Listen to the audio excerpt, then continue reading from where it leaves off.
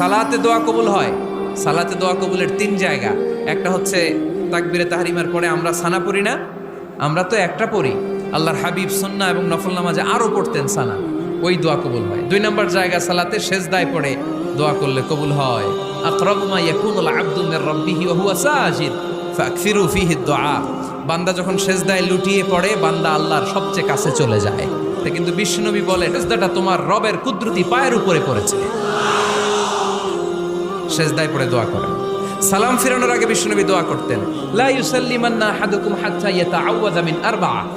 আল্লাহর হাবিব বললেন 4 জিনিস থেকে পানাহ না আছে আমার কোন উম্মত যেন সালাম না ফিরায়। তারা যেন পড়ে আল্লাহুম্মা ইন্নী আউযু বিকা মিন আযাবিল কবর, আউযু বিকা মিন আযাবি জাহান্নাম, আউযু বিকা মিন ফিতনাতিল মাহইয়া ওয়াল মামাত, আউযু বিকা মিন ফিতনাতিল মাসিহিদ দাজ্জাল।